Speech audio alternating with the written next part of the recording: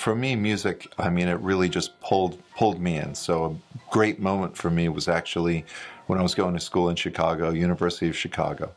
So I was there studying, you know, English literature, history, anthropology, all that great boring stuff. And I was DJing to make money on the weekends at the Metro and the Smart Bar, you know, on the north side of Chicago, at different parties. I found myself on WHPK doing the first hip-hop radio show in Chicago with Ken Whisker on the radio there at WHPK. You know, it's just something where it just pulls you in. It's hard to explain.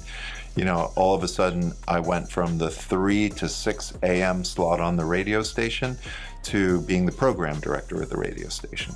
And then there was no music magazine at the time in Chicago, and it needed one. So I built up a magazine out of the radio station with a 40,000 circulation, free, you know, and sold the ads to all the record stores and everything like that. It was a WHPK magazine, so yeah. I started doing events on the campus. So I did a big house music event with Fingers Inc. and Jamie Principle. I did an event with the Red Hot Chili Peppers, Trouble Funk, and DJ Jazzy J and Tila Rock. It's Yours.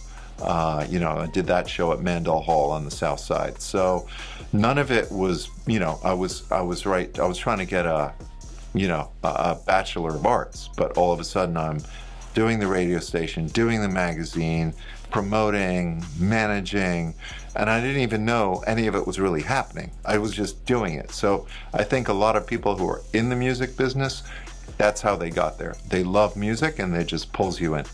Chicago was incredibly important to me in terms of my musical evolution. It was at a time, you're talking 1983 when I arrived in the city.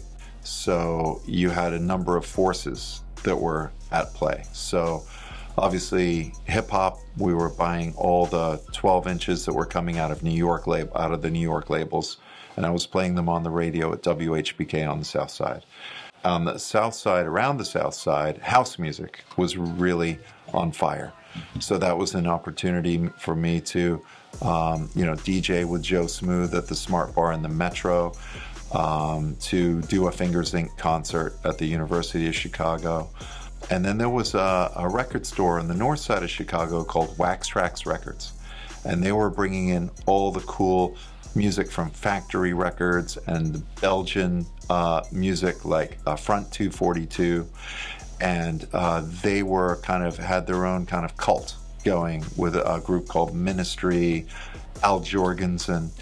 And, you know, I would go to, there was an abandoned place called the West Loop of Chicago. It was completely abandoned, warehouses burned out. And there'd be these great parties. And I remember one New Year's Eve where there were two DJs back to back.